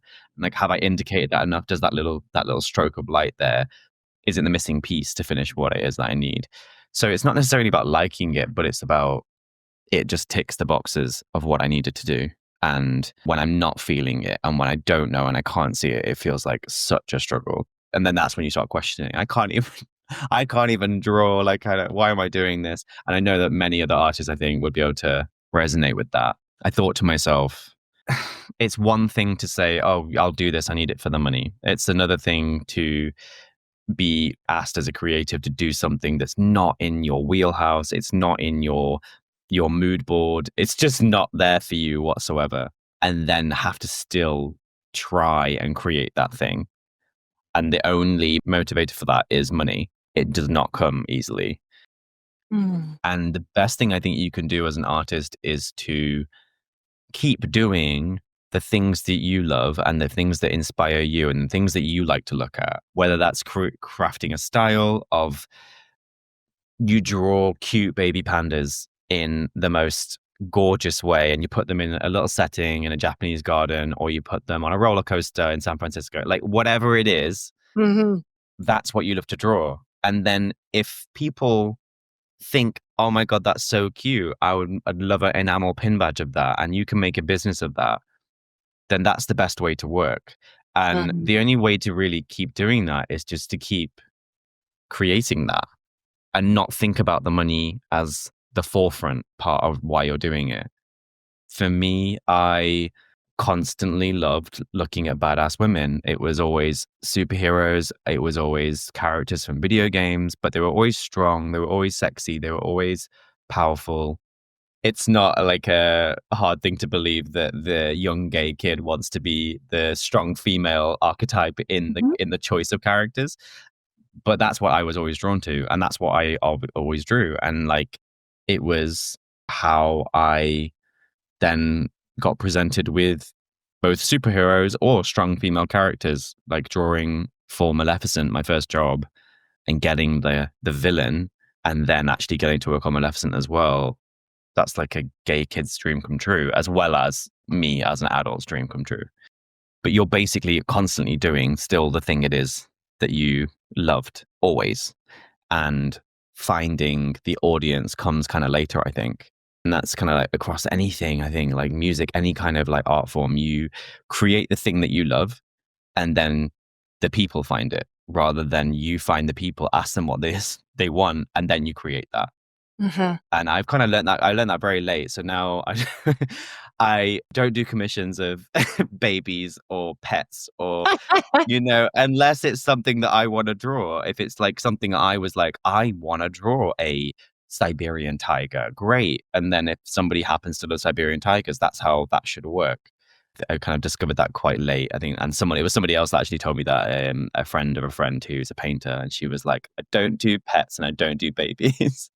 Unless you do love painting babies, then that's different. But yeah, it's really hard to reshift that perspective every single time when you have the responsibilities of an adult and you need financial income. And so that suddenly becomes the priority when I think creating art in whatever form that is, that's the priority.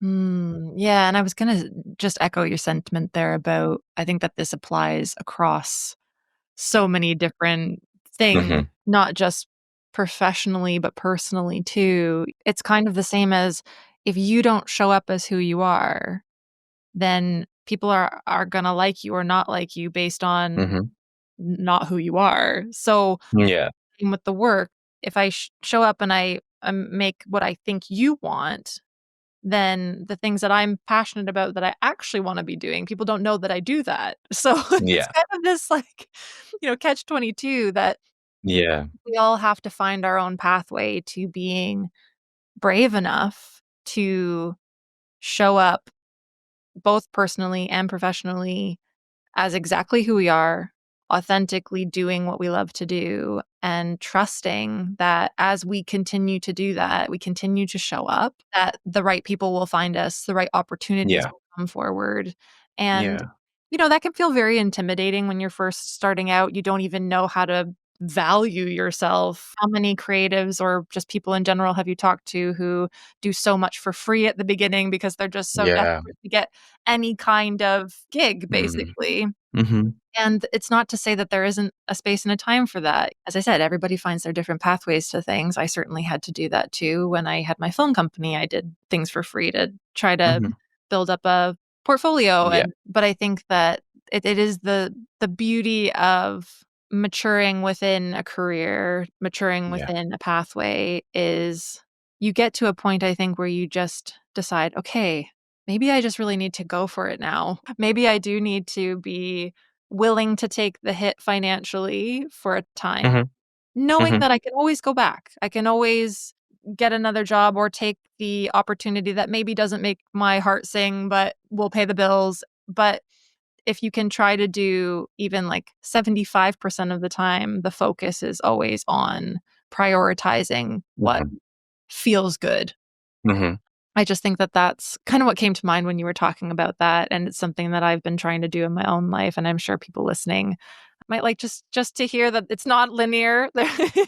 Not at all, no, and I always think about when I was younger working in a cafe, and you can always go back to that, and you can always go back to whatever other kind of, like, skills you picked up on the way. So for me, makeup is something that I can always kind of pick up a brush. I'm not gonna feel always super confident when I've been off it for a while, but I know that I can paint. I know color. That's how I kind of fell into it in the first place. I can always go back there. Yeah, there does become a point where, I mean, you can see it like almost like being a hit or financial hit, or you can see it like you're investing.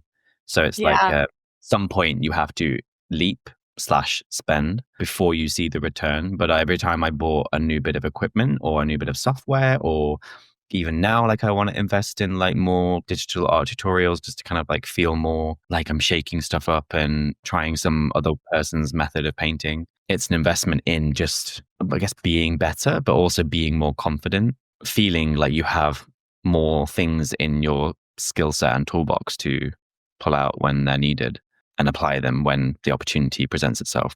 Yeah, and I think it also is an investment in yourself. Yeah, 100%. I think this can sometimes come to the fore a lot for people who are going down the pathway of following their passions and turning it into a profession or a purpose in some way, shape, or form, where there's narratives in your head of like, well, you can't make a life doing that. It's sort of older traditional narratives around the delineation between what is recreational and what is Yeah. work. And, Yeah. we've seen such a huge change in the way that the world operates in on so many different levels, but this is one of them that I think is really exciting, and I love watching more and more people go after lives that they love, both personally and professionally. And I think that's a big part of what inspired me with this podcast was, how can we encourage more and more people to just be open to the different opportunities and know that life doesn't have to look a certain way in order to Mhm. be successful. I think that this is something that I've certainly come across in discussions with artists or other people that are in the creative sphere of when you were talking about having the job at the cafe, so that half of your brain is, on autopilot Yeah. making the money, and the other half, maybe instead of gestate, percolate. I don't know, we can come up with a Mhm. bunch of different words for letting that creativity happen, but it doesn't mean that you're not an artist just because you have another job. And I think that Absolutely. sometimes it can feel like, "Oh, well, if I'm not doing this full time, am I really a writer? Am I really a poet? Yeah. Am I really a Yeah. painter? Am I really XYZ?" And it's just about taking a seam ripper and, like, pulling apart the threads of the narratives that keep us stuck, and Mhm. or I also like to call it pulling the suction cup off of your face to see that there's many different ways of living your life, and it's really about you get to decide what labels and hats you put on, having other people decide what and who you are. And it's like funny because when I talk about my history in makeup, I feel like, am I allowed to say I'm a makeup artist?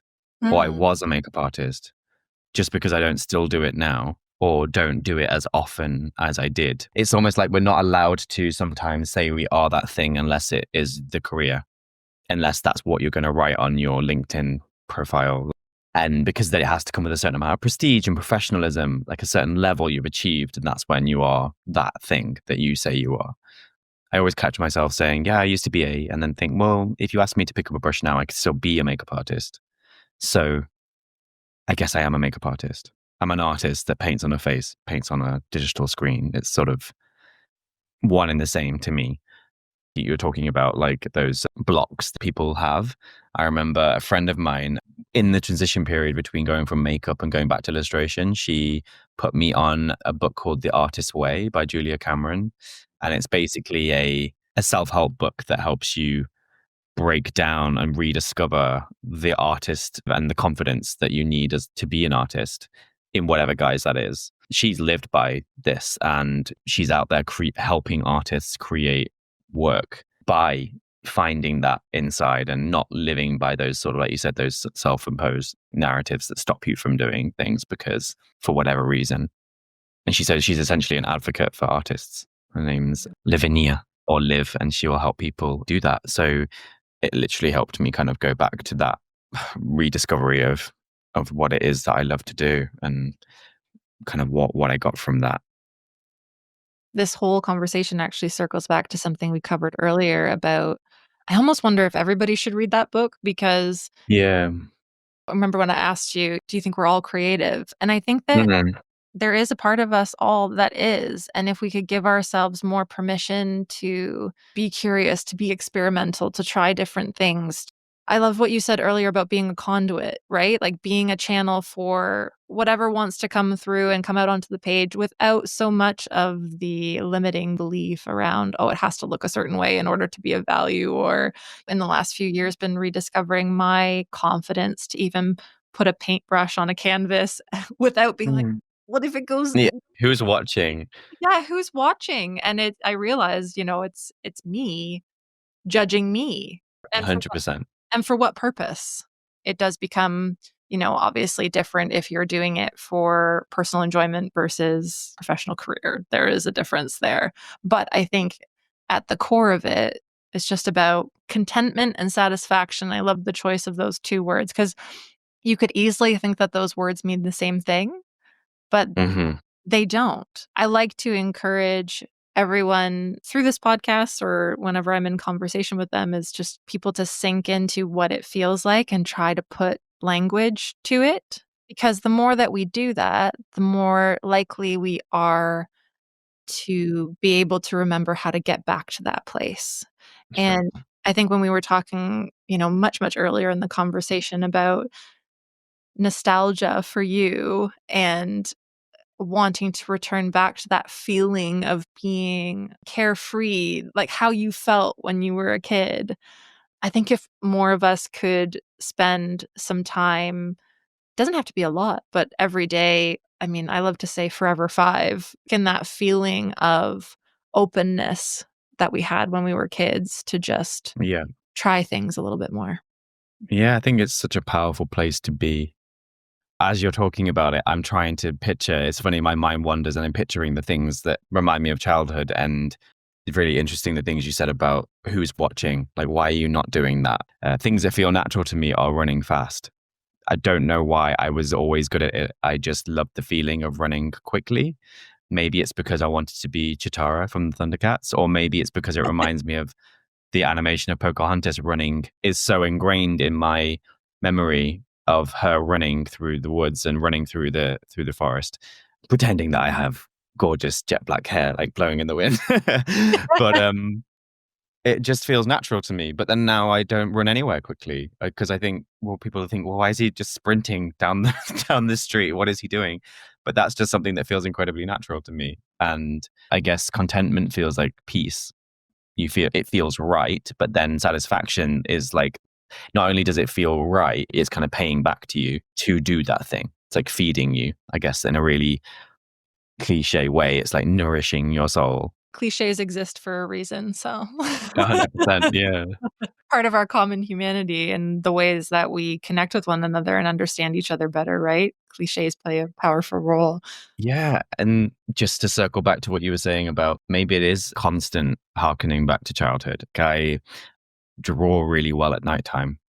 I don't love it because it doesn't fit into an adult's life and it's not conducive to a healthy morning routine and exercise and, being awake in the morning hours. But there's something about it. And it's not just me. I've spoken to one of my close friends, Paris, who's an author.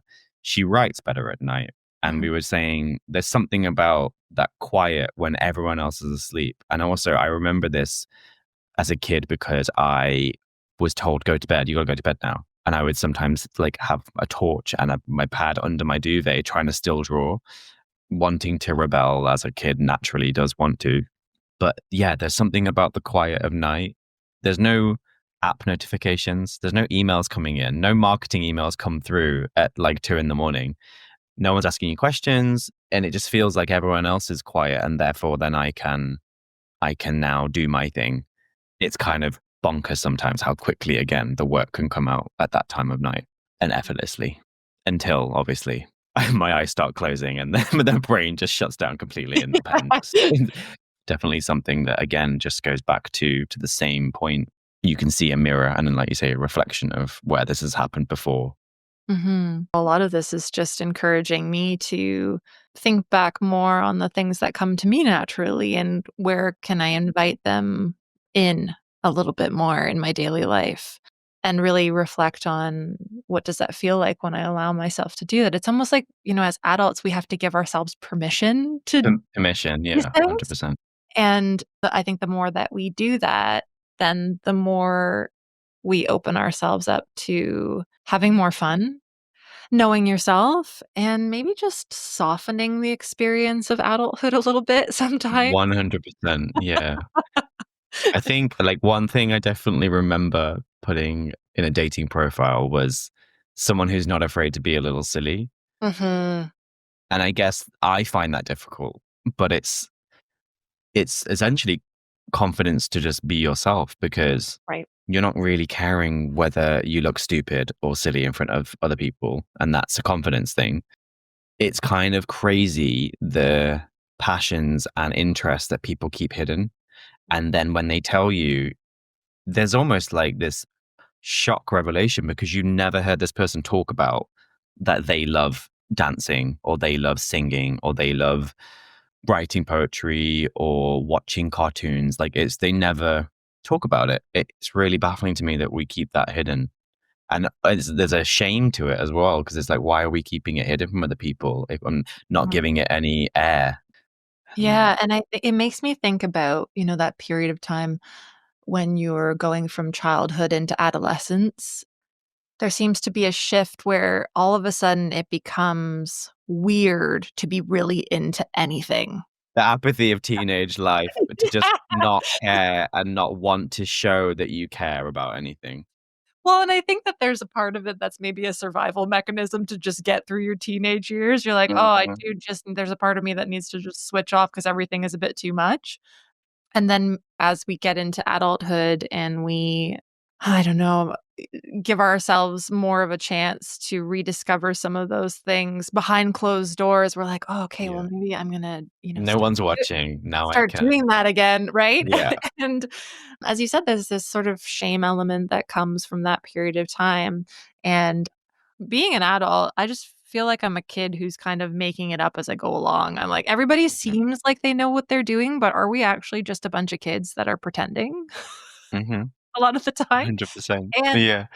if that is the case, can I allow myself to not bring forward with me the more childish parts of that period of time in my life, but the more childlike parts that Yeah. allow Playful, the us more playful parts. the more playful parts, the wonder and the awe, the imagination, like creativity, the silliness, the goofiness, the, laughing until you're crying so hard that you can't even speak. Mhm. Those are the kinds of things that I think they allow us to connect deeper. Just reminded me of my best friend and me when we're laughing until we're crying. It's because we are basically acting, we're role playing in front of each other. So we're taking a joke, but we're embodying it in a voice and an accent and a character. And the other one is just immediately getting where that other person's going. And it goes back and forth. And Yep. then before you know it, we're in some sort of story scenario role play that everyone else around us is thinking, what the hell are they talking about? But it's essentially the playful part of doing some drama together. Mhm. Wow, if you can find somebody else that also likes that. Board games is a big thing for me, and people Yeah, will laugh at me about it, but it's like it will always remind me of playing with my brother and sister. for sure. Always. That's the same as like the family meal scenario for me. People getting Mhm. around It's that kind of shrugging off of anything that feels childlike, like playing, even saying the words playing a game. I've definitely caught myself in my adult life not allowing myself to play video games because I felt the shame. And especially like, if you're living in a shared house, you're thinking people are going to be like, oh, they're watching me play this video game, and thinking, are you not only work, but are you going to do any meal prep today? Are you going to the gym? What are you doing with your day? And I'm like, playing video games. I kind of marvel at the people that like have no problem doing that for a whole day, contently, without judgment of themselves. And that's definitely something that I struggle with. But the more we do that, then I think the more we'd balance out the harshness of being an adult. Mhm. The burdening responsibility of bills and chores and maintaining connections and getting up and going on a commute, like, would be balanced out if we could keep a little bit of that sparkle and the things that basically were put out into the world to create fun for everyone. 100%. And on that note, I'm going to go borrow a PlayStation that I don't have. I'm like, yes, absolutely. Thank you so much for today, Ben. I really enjoyed it. No, of course. Me too. It's been lovely. And I've seen the sky go through rainy, sunny. Now it's got that yellow cast across it. It's been quite lovely. And I've seen squirrels and blue tits and robins, like, all outside. So good. Thank you so much for your time today. And I think that I hope, has been surprising for a lot of people when they clicked on it to listen. If they didn't immediately stop. I don't think so. I know that I've really enjoyed diving deep with you today in so many different directions. And I think that this is just a call to remember why the things that we are passionate about are so important, and that you can actually create a life and a livelihood from the things that you're passionate about, but maybe also not forgetting to do them just for fun. 100%. I do have one more question, which is the question that I ask all of the guests. So we'll get on to that. But before that, I would love to hear what recreation donation you chose. So I've chosen a charity called Mermaids. Not only has it got a great name, but it's a charity that's been around for about 30 years, and it supports trans kids, trans youth, non-binary, any kind of like on the gender diverse spectrum. But not only is it really importantly helping the kids and the young people, it's helping the families as well. And I feel like that is the best place to start, really. You're helping them at the point where life does start to become quite difficult, and you're recognizing your differences and how you don't fit in. And that's where you're going to face your first obstacles, and having your family unit also have support. And if they're there to support you, then I think that's kind of the best way to support, rather than trying to remedy people who have been through a hard time and trying to just kind of like prop them up later in life. I think the more we can do and the more understanding we can be as early as possible, the better. As somebody who is part of the queer community and having friends who are trans, and the way their sort of stories and their experiences have changed the way that I see the world, especially through their eyes, at a time like now where obviously trans lives are under such attack and scrutiny, and their existence is being challenged every day. Yeah, I just think it's really important to combat that transphobia that even these organizations face. Like, they face a lot of scrutiny because they're supporting these decisions that obviously these young people and their families are helping them make. There's so much noise around the controversy that's not a controversy. And I feel like it's really important to support these organizations that are working every day to fight that noise all the time and just do the job they've set to do, which is to help people. So yeah, that's the charity that I've chosen. That's a fantastic choice. Thank you so much for making it. I'm really looking forward to supporting them this month. Cool. Thank you. And without further ado, I'll ask you the one last question, which I'm Oh, gosh. Okay. really excited to hear your answer, which you already know it's coming because you listened to an episode before. So if you're ready. I think I've completely forgotten what's coming, but Perfect. there we go. What do you think is the meaning and purpose of life, the universe, and everything? Oh, gosh.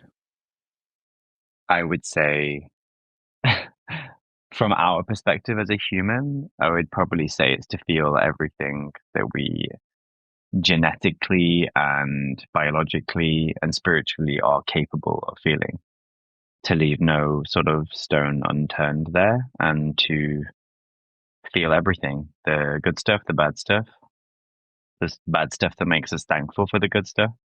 Don't be afraid to explore that, because that's what makes us so unique on the planet, as far as we know, that we are capable of this.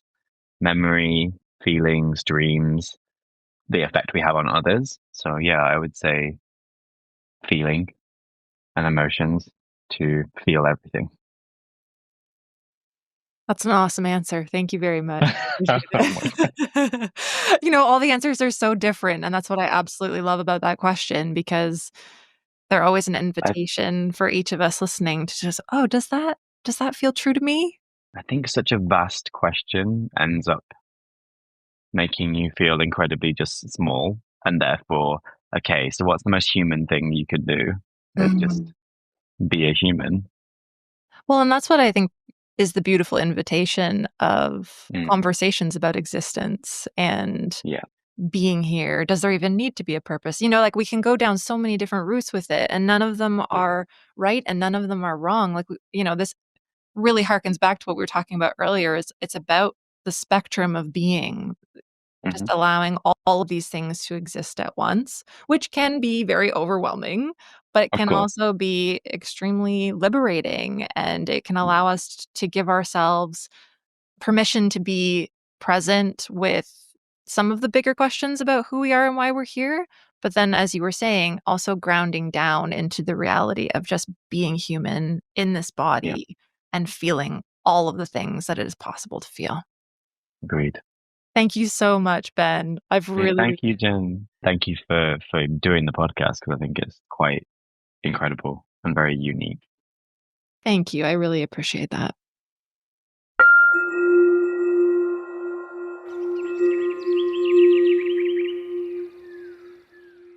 This month's recreation donation is in support of mermaids. As you now know from exploring with Ben and I in this episode, this is a charity focused on supporting trans, non binary, and gender questioning youth, as well as their circles of care. What started as a group of concerned parents sharing experiences and looking to find answers to keep their children safe and happy has now become one of the UK's leading trans focused charities. Whether you can volunteer your time, money, or your voice, we hope you'll head over to our website to find out the different ways you can support their unique version of recreation for the world. Please take the time to let us know what the stories we explored in this episode meant to you. And if you do take action to support this month's cause, thank you. Thanks for joining us for this episode of Recreation to Recreation. If you or someone you know has a unique and inspiring story to tell, make sure to reach out so we can share it with the world. Until next time, keep experiencing, keep expanding, and keep exploring.